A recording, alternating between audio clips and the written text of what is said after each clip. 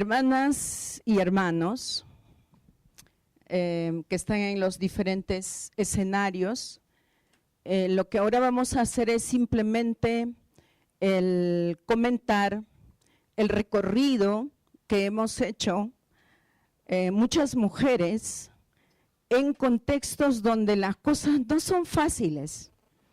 Entonces, cuando hablamos de América Latina, nosotros podríamos pensar cómo es que hoy tenemos el Foro Permanente para los Pueblos Indígenas dentro del sistema de las Naciones Unidas, que es un órgano del ECOSOC.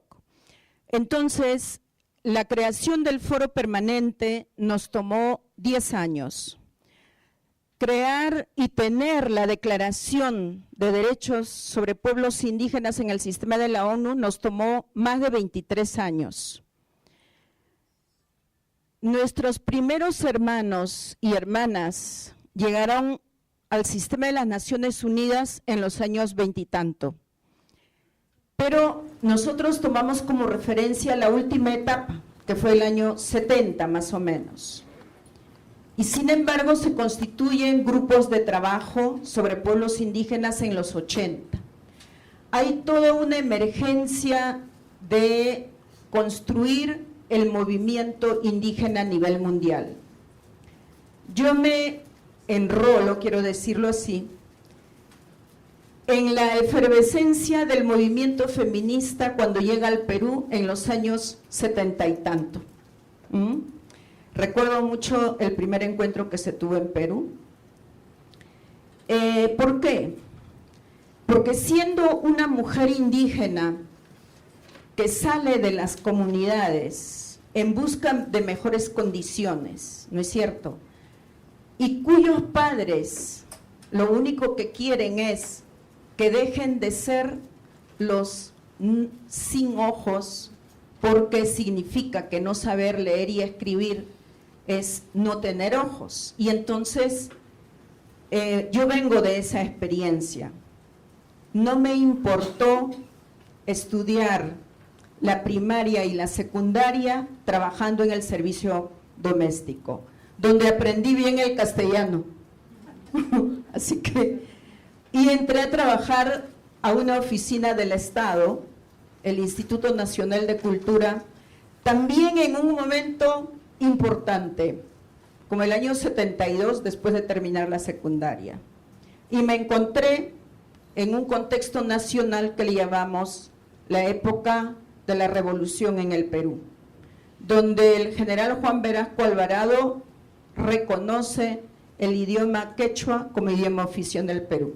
Y entonces, ¿qué pasa con esa persona que de condiciones difíciles llega a la cocina de un hogar no indígena y que supera esa limitación? Es que empecé a levantar la cabeza. Y cuando en el año 80 se hace el primer encuentro de los pueblos indígenas en Sudamérica, en el Instituto Nacional de Cultura dicen que vaya Tarsila porque es la única india que hay aquí. Y cómo agradezco haber llegado a ese encuentro sudamericano, que iba bajando desde el norte, que iba viniendo desde el Pacífico Sur, porque ya se tenía el Consejo Mundial de Pueblos Indígenas con sede en Canadá. Y una de las regiones que faltaba constituirse como organización del movimiento indígena era nuestra región. Aquí en esos años, estoy hablando entre los 80 y 85, teníamos en Centroamérica el CORPI, la Coordinadora Regional de Pueblos Indígenas de Centroamérica, y teníamos el Consejo Indígena de Sudamérica. Yo me enrolé en el Consejo Indígena de Sudamérica. Y entonces, estando con un pie en lo indígena andino, con otro pie en el movimiento de reivindicación salarial a través del trabajo, y con la cabeza y el cuerpo, de repente en los espacios del movimiento feminista, llego al movimiento indígena donde todos eran, por supuesto, hombres, pero ¿Cómo entré al movimiento indígena? Como la voluntaria, ¿no? Y después veremos ese contexto. Esto está también relacionado en ese contexto de estos años, el hecho de recibir información del proceso del movimiento feminista en nuestra región.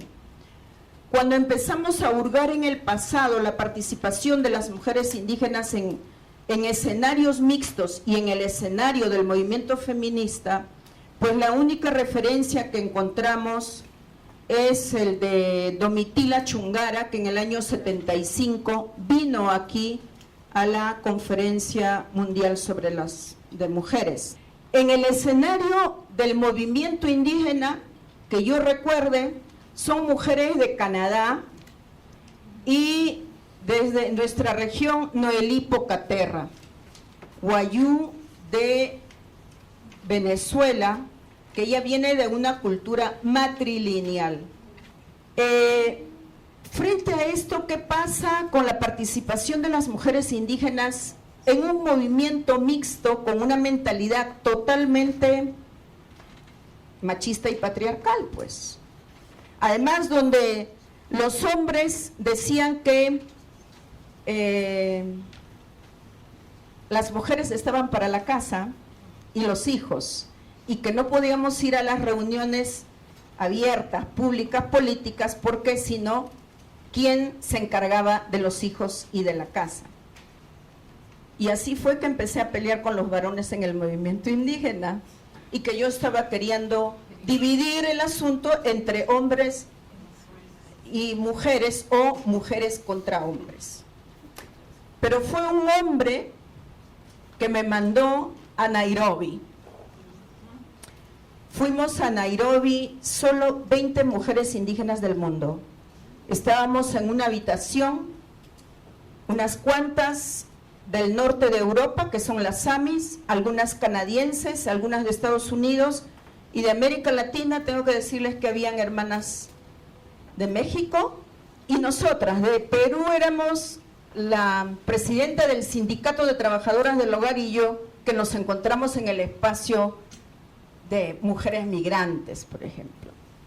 Este espacio nos marcó mucho porque veíamos cómo no podíamos entendernos entre nosotras, no podíamos articularnos con las otras mujeres participantes, pero abrió el camino para que dentro del movimiento vayamos haciendo crecer nuestra conciencia de mujeres indígenas.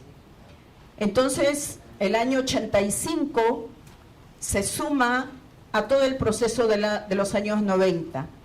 El 94, el proceso para Cairo 94, se inicia en Río 94 con una reunión preparatoria para ir a la Conferencia Mundial sobre Población y Desarrollo en Cairo.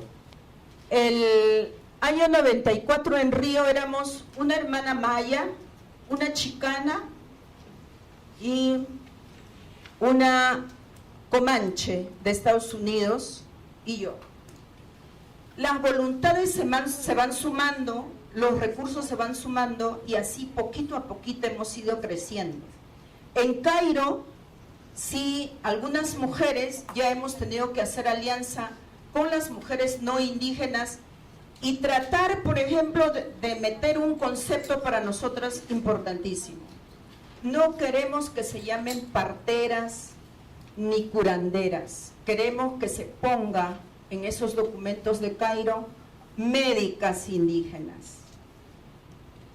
Entonces empezamos el año 93 con talleres regionales en norte, centro y sur para ver de qué manera nos articulamos las mujeres indígenas. Y llegamos el 95 al primer encuentro continental de mujeres indígenas. Era estratégico encontrarse ahí y trabajar, y bueno, la mejor que teníamos ahí, por supuesto, del Ecuador era la doctora Nina Pacari. Este espacio del primer encuentro continental para nosotras fue algo que nos marcó totalmente. Teníamos hermanas de comunidades rurales Por ejemplo, en el grupo de trabajo sobre economía y mujer indígena. Ellas, a partir de su experiencia de los pequeños negocios, la artesanía, la comercialización de los productos, pues bueno, iban aportando, ¿no?, en los grupos de trabajo. Teníamos el tema de salud, la educación, la participación política. Entonces, ahí sacamos la primera declaración, se llama la Declaración del Sol. Algunas fueron todavía a la preparatoria antes de Beijing, Argentina, otras no pudimos, pero con esta declaración nosotras llegamos a Beijing, así no sé cuántas éramos empujándonos a la carpa de la mujer indígena que organizó una mujer de Filipinas, Victoria Tauli Corpus, que hasta ahora somos muy yunta, o sea, trabajamos mucho juntas, ¿no? Y entonces Victoria Tauli con todas las mujeres indígenas de habla inglesa y nosotras empujándonos, tú habla, y bueno, porque queríamos compartir nuestra declaración. Y les digo, hermanas y hermanos, que la declaración de las mujeres indígenas en Beijing, que tiene más de 100 firmas, fue inspirada en la Declaración de América Latina. Fuimos sí muy cuestionadas por esa declaración de mujeres indígenas en Beijing, porque la mayoría de artículos o de recomendaciones incluyen los derechos colectivos. Entonces, el 95, bueno, fue importante y empezamos a trabajar más articuladamente las mujeres indígenas del enlace continental. Del 95 al 2000, ¿qué pasaba? Había todo ese contexto del nuevo milenio, ¿no? Entonces, en el espacio de participación como mujer y como indígena del movimiento indígena, abrió en el caso mío otras posibilidades. Y entonces quisimos hacer Mujeres Indígenas frente al Nuevo Milenio, que fue un taller internacional en Lima, donde nos juntamos mujeres indígenas de las 5 regiones del mundo. Y soñamos lo que hoy es el Foro Internacional de Mujeres Indígenas. Fue allí ya el nacimiento oficial de lo que nosotros ahora llamamos el Foro Internacional de Mujeres Indígenas, donde estamos Asia, África, norte de Europa y América Latina. ¿Qué pasaba, por ejemplo, en el plano de la incidencia ya con los varones? Seguían en América Latina fortaleciéndose, por un lado, el Consejo Indio de Sudamérica se fue al demonio, y como yo lo resumo, nos peleábamos por un pasaje a la esquina. Así éramos. Aprendimos bastante de ese proceso. Sin embargo, esos líderes fueron los que abrieron el espacio en las Naciones Unidas, donde empezaron a decir: no somos tribus, no somos minorías, no somos grupos étnicos, somos pueblos. Tenemos que ir desarrollando capacidades de diálogo, pero también de alianzas. Y que el tema de interculturalidad, por ejemplo, para nosotras, para mí particularmente, estamos en un proceso de esfuerzos para lograr sociedades interculturales. Aún no lo somos. Y fuimos las mujeres indígenas las que, por ejemplo, nos metimos en el proceso preparatorio para la Conferencia Mundial contra el Racismo y la Discriminación. Se estaba viendo el tema de racismo y discriminación solo como una cuestión racial.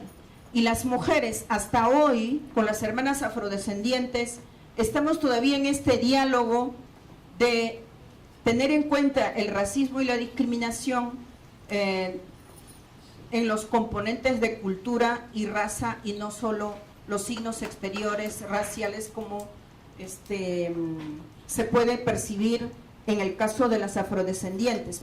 y hemos llegado a conceptualizar y entender también el racismo y la discriminación como una ideología que lamentablemente es multidimensional, transversal, ¿no? El tema del racismo no es solo una parte, no es solo por una cosa. En el caso de las mujeres indígenas y los pueblos indígenas, y además es estructural e histórico, ¿no? Entonces falta mucho.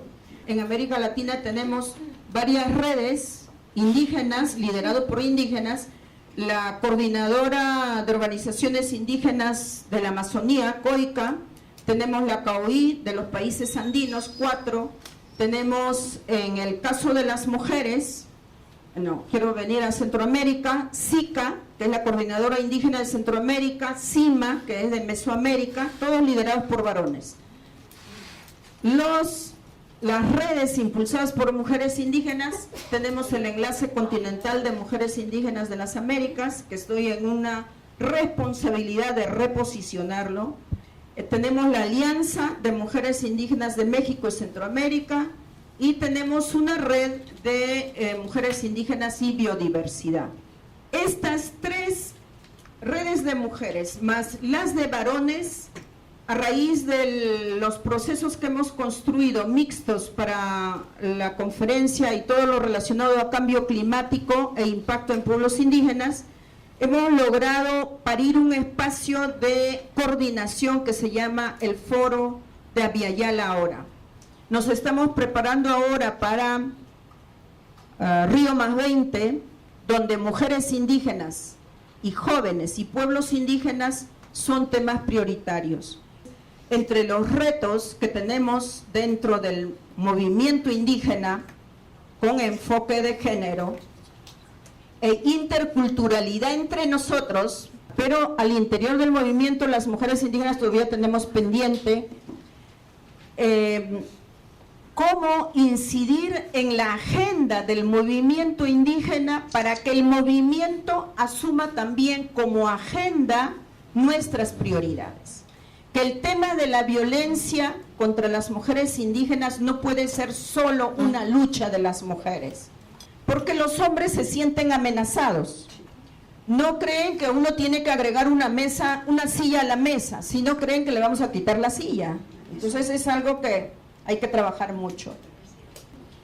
En el plano externo, creo que nos toca bastante sentirnos parte del Estado. El Estado no está allá. Soy parte del Estado y por lo tanto el Estado tiene la obligación de escucharme, de darme participación y de diseñar políticas que me incluyan dignamente. Entonces estamos en contra de los programas de asistencia. Tenemos que pedir recursos dignos para invertir en proyectos y propuestas que nos saquen de la extrema pobreza, potencializando los conocimientos que tenemos, porque las mujeres indígenas no somos limitadas mentales, tenemos todas las capacidades, pero sí creemos que las oportunidades educativas en todos los niveles, el derecho de participar en igualdad de oportunidades, tanto para el crecimiento económico como para la participación política, pues tienen que ser las llaves que nos den el espacio que nos corresponde.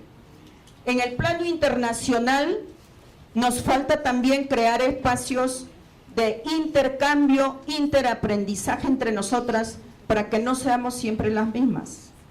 En el plano de la política internacional nos falta, por ejemplo, como mujeres indígenas, participar visible, apropiadamente y con propuestas en esas reuniones que hacen la Comisión de Estatus de la Mujer en marzo todos los años. Entonces tenemos que hacer la pelea, fíjense, desde el espacio local, nacional e internacional.